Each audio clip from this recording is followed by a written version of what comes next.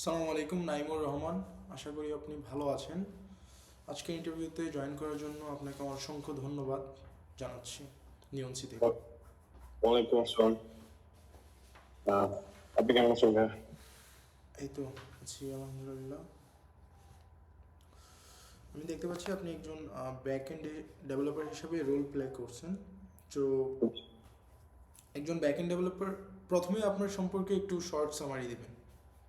জি, আমি কারেন্টলি যদি স্টার্ট করি, আমি কারেন্টলি টেকনিক্যাল প্রোডাক্ট ইঞ্জিনিয়ার হিসাবে আছি ক্লাউড রোবোটিক্স ইনোভেশনে। তো এটা বলা যায় হাইব্রিড জব। মানে আমি রিমোট প্লাস অফিস ওয়ার্ক করতেছি। পাশাপাশি আমি প্রিভিয়াসলি যে কোম্পানিতে ছিলাম সেটা ডাব্লিউপি পুল ওয়ার্ডপ্রেস রিলেটেড কোম্পানি। এখানে আমি সাপোর্ট রোলে ছিলাম। তো বেশিরভাগ back end related support provide করা লাগতো। আর আমার বাসা ঢাকায়, বনশ্রীতে। আম, আমি কারেন্টলি ফাইনাল ইয়ার স্টুডেন্ট, আইবিতে পড়তেছি। তো আমার আর দুইটা ম্যাক্স সেমিস্টার আছে, দুইটা আমি গ্রাজুয়েশন নিয়ে নেবো ইনশাল্লাহ। ওকে, ব্যাক এন্ড ডেভেলপার হিসেবে আপনি মেইনলি কোন রোলটা প্লে? আচ্ছা, সরি, আমার এইগুলা নিয়ে বলা হয় নাই। মানে আমি ব্যাক এন্ডে মূলত আমি ফার্স্ট অফ অল শুরু করেছিলাম পিএইচপি দিয়ে। মানে আমি পিএইচপি তে আগে ব্যাক এন্ডে কোড করতাম। তো তখন পিএইচপি করতে করতে ওই লারাভেল, কোডিং নাইটার সবকিছুই, মানে সবগুলো ফ্রেমওয়ার্কই আমার ইউজ করা হয়ে গেছে। পরে আমি আরেকটু স্কিল ডেভেলপ করার জন্য আমি নোড শিখি। নোড শেখার পর আমার এক্সপ্রেস নোড এগুলো নিয়ে কাজ করা হয় মেইনলি। আর এখন আমি মূলত বেশিরভাগ জিনিসই নোডে নোডে কাজ করি। আর পাশাপাশি আমি মেশিন লার্নিং এর টুকিটাকি জিনিস করি, যেমন পাইথন ফাস্ট এপিআই ইউজ করা হয় ব্যাকএন্ডে।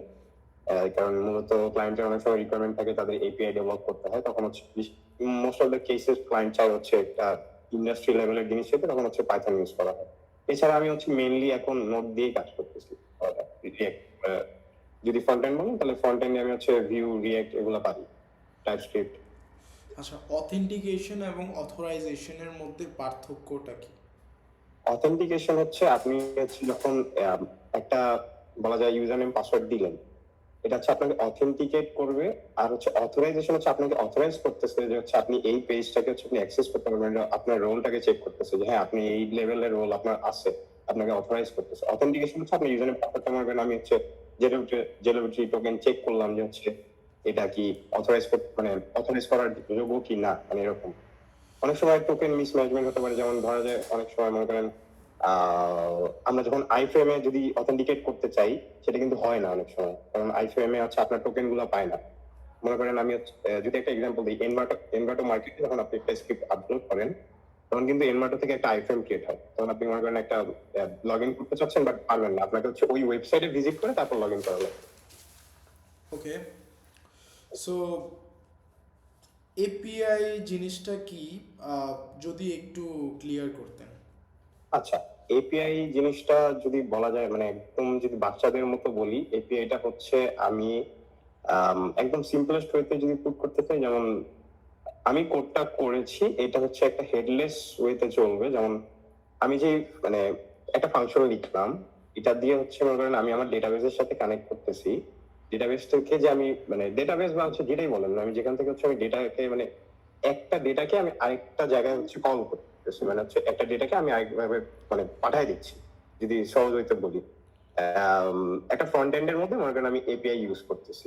তো এখন এই এপিআইটা কোনো জায়গা থেকে ডেটা নিচ্ছে বা ডেটা দিচ্ছে, বা এর মাঝে এপিআই দিয়ে মনে করেন আমি ভ্যালিডেট করতেছি, বা মানে ভ্যালিডেশন সবকিছু এপিআই এর মাধ্যমেই হচ্ছে। তো আমি আসলে এর থেকে সহজ উপায় কিভাবে এপিআই নিয়ে বলবো আসলে এভাবে বলা যাচ্ছে না। ওকে, না, এপিআই এর অনেক কিছু, যেমন রিকোয়েস্ট থাকে, যে পুট রিকোয়েস্ট থাকে, পোস্ট রিকোয়েস্ট থাকে, গেট থাকে, মানে এপিআই তে অনেক ধরনের মানে কি আছে, ভেরিয়েশনস আছে। ডেটাবেস ডিজাইন করার সময় আপনি কি কি নিয়ে সবার প্রথমে ভাবেন? ডেটাবেস নিয়ে ডিজাইন করার সময় আমি সর্বপ্রথমে ভাবি ক্লায়েন্টের রিকোয়ারমেন্ট নিয়ে। ক্লায়েন্ট আসলে কি চাচ্ছে, সে ওয়াইজ আমরা আগে একটা মানে কি বলে স্কিমা টেবল রেডি করি আগে। স্কিমা টেবল রেডি করার পরে আমার ফার্স্ট মাইন্ডসেট থাকে আমি ডেভেলপ করলে, যদি বলি ভাই ডেভেলপ করলে আমি ডিবি ফার্স্ট অ্যাপ্রোচে যাই। ডিবি ফার্স্ট অ্যাপ্রোচ আমরা আগে ডেটাবেসটা ডিজাইন করি, তারপর ব্যাকএন্ডে হাত দিই। তো ডেটাবেস ডিজাইন করার সময় মেইনলি যে জিনিসটা হয়, অনেক ডেভেলপার একটা জিনিস করে না, সেটা ডেটাটাকে নর্মালাইজ করে না। নর্মালাইজ করলে ডেটাবেসটা কি হয়, মনে করেন আমাদের রিকোয়েস্ট কলটা মানে কোয়েরি কলস গুলো কমে যাচ্ছে। রিকোয়েস্ট তখন আমরা আমাদের নর্মালাইজ ডেটা থাকলে তখন আমরা স্কেলিং করতে ইজি হয়ে যায়। তো ডেটাবেস ডিজাইনের ক্ষেত্রে মেইনলি আমি চিন্তা করি ক্লায়েন্ট কি চাচ্ছে, তারপর হচ্ছে ওটাকে কিভাবে নর্মালাইজ করা যায়, মানে হচ্ছে ওই যে নর্মালাইজের যে টার্মটা আছে ডেটাবেসে, তো নর্মালাইজ করার পর তারপর হচ্ছে আমরা ডেটাগুলো স্টোর করতে পারি। এপিআই স্লো হলে আপনি কিভাবে ডিবাগ করেন, এপিআই যদি স্লো হয়ে যায় আর কি? এপিআই স্লো হলে আসলে এখন তো অনেকগুলা টুলসই আসছে, যেমন হচ্ছে আমি মেইনলি আগে পোস্টম্যান ইউজ করতাম, পোস্টম্যান দিয়ে দেখতাম যে হচ্ছে কিরকম টাইম আসতেছে আছে। এখন আমি নতুন একটা টুল ইউজ করতেছি, কুয়েরি মনিটর। তো হচ্ছে কুয়েরি মনিটর দিয়ে তখন হচ্ছে আমি দেখতে পারি এক্সাক্ট কোন এপিআইটা হচ্ছে কোন জায়গায় গিয়ে হচ্ছে আটকাচ্ছে, মানে আমার ল্যাকিংটা কোথায়। তো ওই জায়গাটা হচ্ছে আমি তখন ডিবাগ করে মনে করেন আমি হচ্ছে কুয়েরি কলস গুলো আরো কমায় করতে পারি। যেমন হচ্ছে মনে করেন আমি একটা জায়গায় ওয়েন ইউজ করতেছি, যে হচ্ছে আমি ওয়েন এইভাবে সার্চ করতেছে, মানে আমার অ্যালগোরিদম দিয়ে মনে করেন আমি হচ্ছে একটা একটা জিনিস প্রোডাক্ট সার্চ করতেছি। তো ওইখানে দেখা গেল আমার এই প্রোডাক্টটা যখন আমি কি টাইপ করতেছি 5টা রিকোয়েস্ট পাঠাচ্ছে। আমি এটাকে দেখলাম যে আমি আর এটাকে কমায় আনতে পারি, যে হচ্ছে আরো মনে করেন আমি হচ্ছে বারবার না সার্চ করে টাইপ হয়ে যাওয়ার পরে আমি সার্চ করতে পারি, তখন হচ্ছে কুয়েরি টাইপ কমে যেতে পারে। মানে একটা সহজ এক্সাম্পল দিলাম। আমাকে একটু আরেকটু যে আরেকটা ব্যাপারে ক্লিয়ার করবেন যে কাসকেডিং কি এবং এটা কেন বেশি দরকার? ক্যাসকেডিং, হ্যাঁ। ক্যাসকেড। তো ক্যাসকেড করার দরকার কেন, এটা যদি বলি আসলে এইভাবে আমি এটা আসলে বলতে পারতেছি না এইভাবে, কারণ হচ্ছে ক্যাসকেড যখন করি মানে বেশিরভাগ হচ্ছে নোডে ক্যাসকেড করা হয়, কিন্তু আমি এটা টার্মটা হচ্ছে আমি ঠিকভাবে বলতে পারতেছি না, সরি। আচ্ছা, আমি মানে ভুল ইনফরমেশন দিব না, যেটা হচ্ছে আমি মানে ই করবো, আমি আসলে আমি পারি বাট ভুলে গেছি ভাই, মানে অনেস্টলি যদি বলি। বুঝতে পারছি। আচ্ছা, একটু অথেন্টিকেশন নিয়ে বিস্তারিত বলতেন। অথেন্টিকেশন কিভাবে আপনি একটা ধরেন আপনি একটা প্রজেক্ট করলেন, এখানে হ্যাঁ। অথেন্টিকেশন অনেক বেশি ইম্পর্টেন্ট। সিকিউরিটি হুম। দরকার, তারপরে হুম। আপনার প্রোডাক্টটাকে ব্যালেন্স করা দরকার। হুম। তো ওই ক্ষেত্রে আপনি কি কি টাইপের অথেন্টিকেশন ইউজ করেন? তারপরে আচ্ছা, হ্যাঁ, এখন এটা ধরা হচ্ছে রিকোয়ারমেন্ট, আমি আবার বলবো রিকোয়ারমেন্টের উপরে, কারণ হচ্ছে যদি ক্লায়েন্ট বলে যে স্ক্র্যাচ থেকে আমাদের পুরো অথেন্টিকেশনটা করতে হবে, তখন হচ্ছে আমার মনে করেন আমারই ডেভেলপ করা লাগতেছে ফুল অথেন্টিকেশন। তখন আমি কি করবো, ফার্স্ট অফ অল ক্লায়েন্ট কি চাচ্ছে, কি কি দিয়ে সাইন আপ হবে, মানে ওই ওই ওই ফিল্ড গুলো নিবো। নেওয়ার পর ওই ফিল্ড গুলো ভ্যালিডেশন করবো। যেমন যদি মনে করেন ফোন নাম্বার থাকে, আমি রেজেক্স বা হচ্ছে মনে করেন ভ্যালিডেটর এরকম কোনো লাইব্রেরি থাকলে আমি এটা ইউজ করবো। ইউজ করে হচ্ছে এই নাম্বারটা ভ্যালিডেট করলাম যে হচ্ছে ঠিক কারেক্ট কারেক্ট স্ট্রিং গুলো দিচ্ছি কিনা, মানে ইন্টিজারের জায়গায় হচ্ছে স্ট্রিং চলে আসছে কিনা, এগুলো দেখবো। মানে ভ্যালিডেশনটা আমি আগে চেক করবো।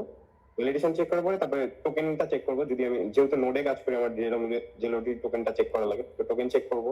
এরপর হচ্ছে গিয়ে অথেন্টিকেট হবে। তখন হচ্ছে আবার মনে করেন আমার হচ্ছে রিফ্রেশ টোকেন থাকা লাগবে, কারণ হচ্ছে আমি মনে করেন অথেন্টিকেট করাই দিলাম, সে 1 বছর পরে ওয়েবসাইট ঢুকলো, তাও স্যার অ্যাক্সেস রয়ে গেল, আমাদের করা যাবে না। মনে করেন একটা একটা টাইম পিরিয়ড মনে করেন আমি ম্যাক্সিমাম ক্ষেত্রে 30 মিনিট দিয়ে রাখি, যে 30 মিনিট পরে অটো লগ আউট হয়ে যায়।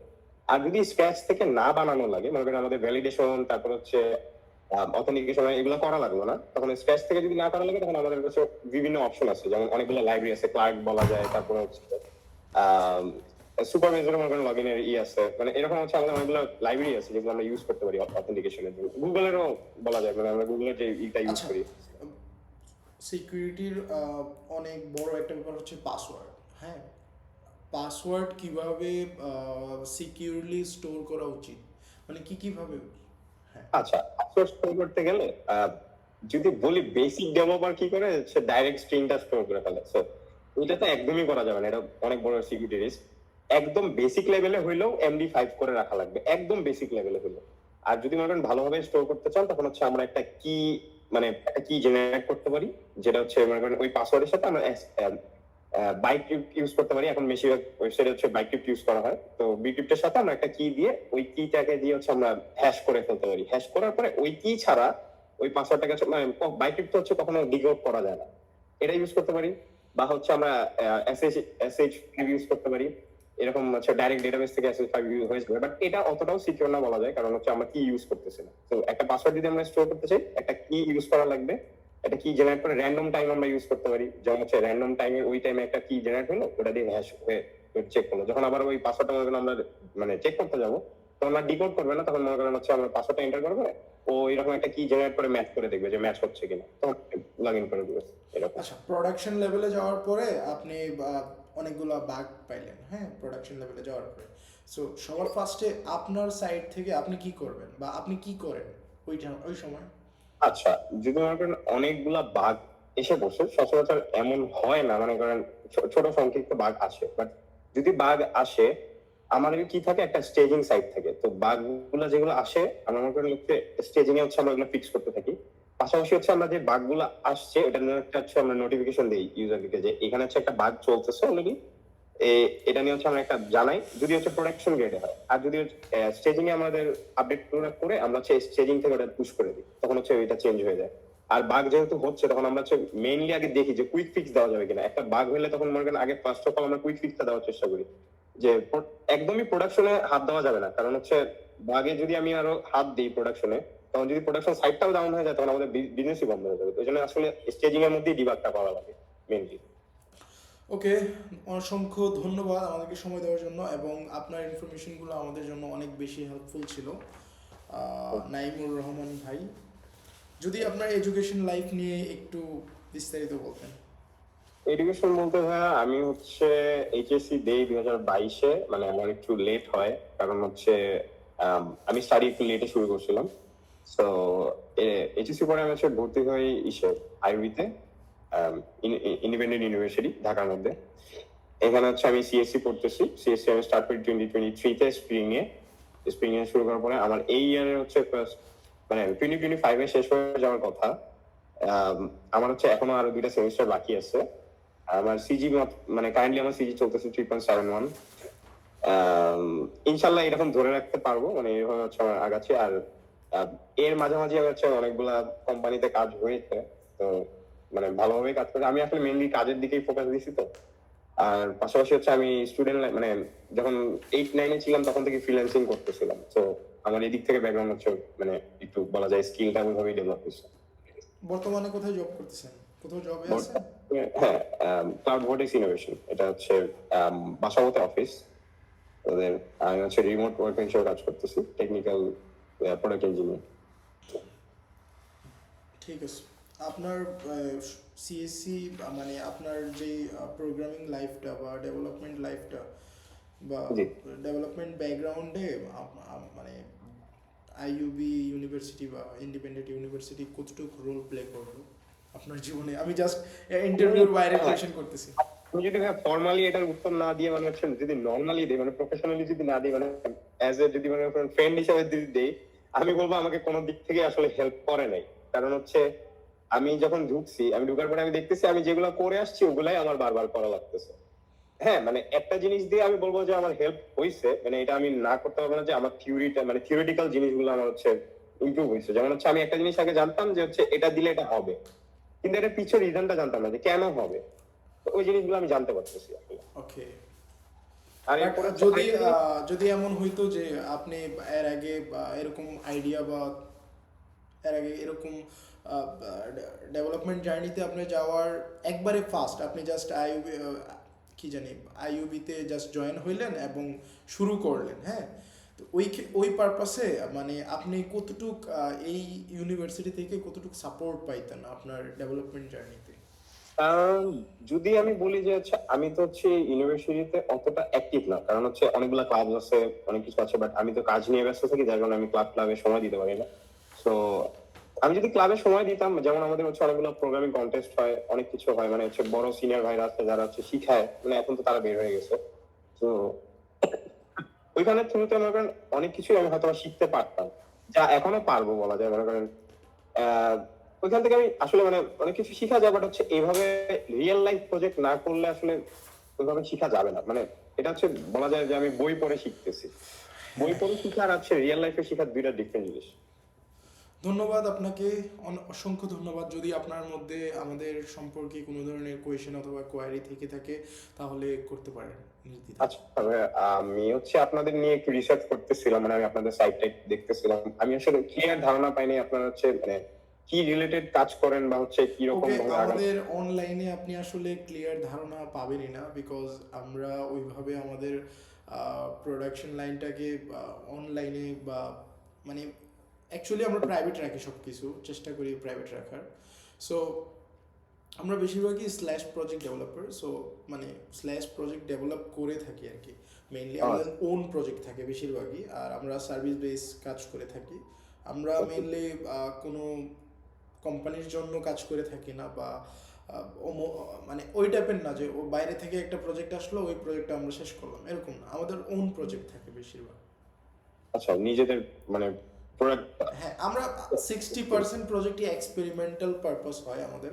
সো ও নিউ আচ্ছা থিংস, আচ্ছা। হ্যাঁ নতুন থিংস, নতুন কিছু নিয়ে জানবেন যদি না অ্যাকচুয়ালি না, এমপ্লয় হন আর কি। তাহলে হয়, তাহলে আমি আমি এদিক দিয়ে ইন্টারেস্টেড, আমি নতুন কিছু শিখতে আমার খুব ভালো হ্যাঁ, লাগে। নতুন কিছু শিখতে পারবেন, নতুন কিছু জানতে পারবেন, এবং এই তো আমরা এই ধরনের রোলগুলো বেশি প্লে করে থাকি। আর এই আর আমার একটা লাস্ট কোশ্চেন ছিল, এভাবে আস্ক করা ঠিক না যদিও, মানে আপনার ওখানে কোনো স্যালারি রেঞ্জ মেনশন করা ছিল না, মানে অ্যাকচুয়ালি আমরা আসলে কারোর স্কিলের উপর স্যালারিটা আসলে আমরা কনফার্ম করি না। সো ওই ক্ষেত্রে আমরা ওইখানে এই জন্যই স্যালারিটা মেনশন করি না। আমরা অবশ্যই প্রত্যেকটা ডেভেলপারকে রেসপেক্ট করি, এবং ওদের যেই মেন কিন্তু মানুষের স্কিল না, তার রেসপন্সিবিলিটি, তার বিহেভিয়ার এবং এই সবগুলো থিংসের উপর ডিপেন্ড করে আমরা ওই স্যালারিটা নেগোসিয়েশন করি আর কি। So okay. হ্যাঁ, ডিফারেন্ট ডিফারেন্ট স্যালারি বেসে সবাই থাকে আর কি।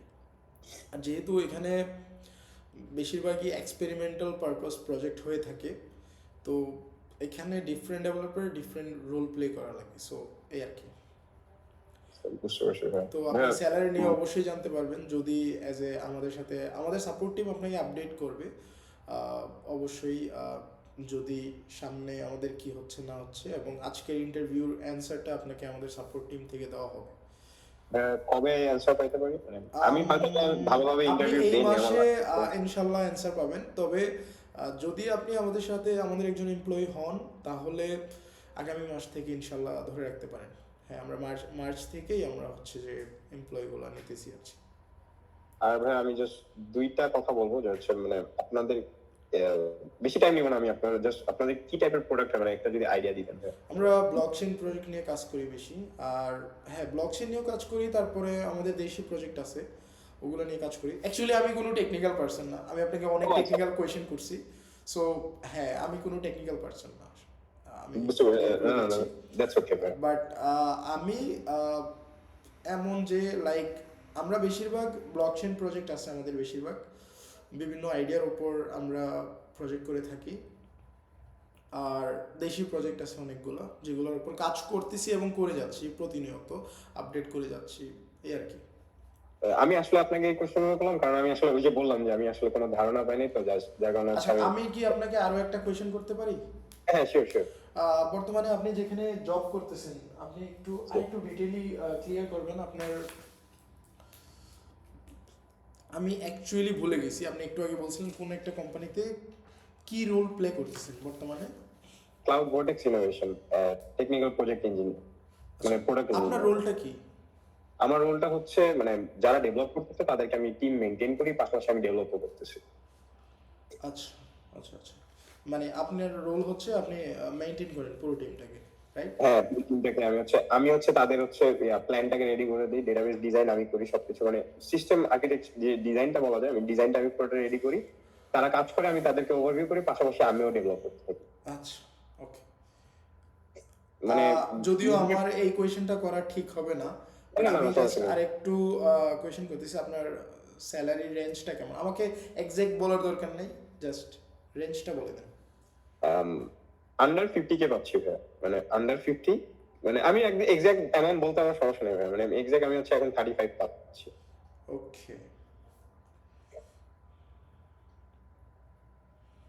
ওকে, থ্যাংক ইউ। সো আজকের ইন্টারভিউটা আমরা এখানেই ক্লোজ করতেছি, এবং হ্যাঁ, আমরা খুব শিগগিরই হয়তো আপনাকে আপডেট জানাবো, এবং এই তো, thank you. Okay, thank you. আসসালামু আলাইকুম। ওয়ালাইকুম সালাম, আল্লাহ হাফেজ। আল্লাহ হাফেজ।